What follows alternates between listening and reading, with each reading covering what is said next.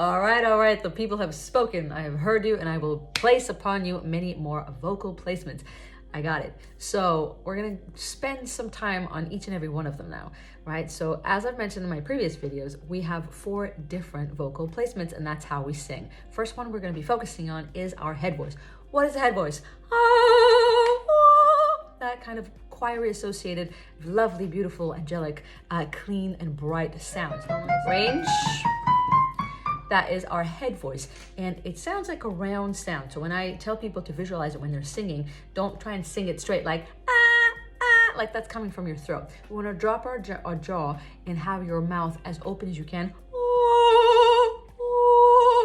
So it's like when you turn on a tap, right? If you want to open a faucet, you gotta like really open it all the way. Otherwise, no water's coming out. Same with sound. You gotta open your mouth and think about this as a faucet. Otherwise, no sound is actually able to come out. If I try and do a really high note like this,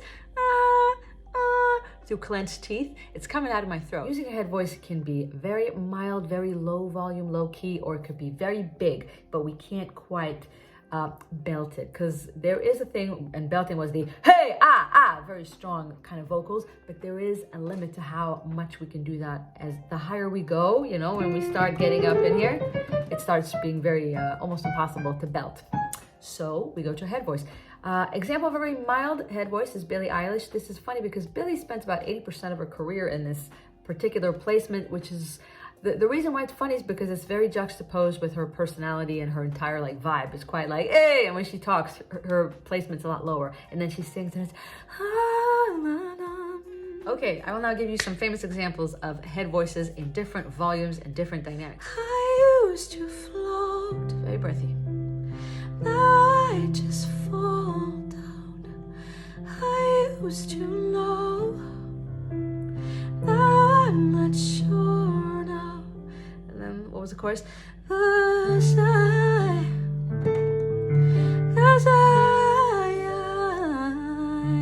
Another great example is Sarah McLachlan, who has a very high register, so it sounds like she's always on a head voice, even when she's not. Here in the arms of the angel, may you find some comfort here. Various volumes and levels, all head voice. And how she was before the years flew by, and how she was when she was beautiful. She signed a letter, yours, babushka, babushka, babushka, yeah. Kate Bush, wonderful Kate Bush. She has such a high register anyway that everything she ever did sounded like a head voice. Another modern example that is really good is Freya Riding. It's lovely vocals, very unique. She spent a lot of her time on a head voice, but not just. This is the beginning of Lost Without You. I think I'm lost without you. I just feel crushed without you. And a few operatic examples to round it off, just so you get an idea of what it sounds like. This is an aria called Vittoria.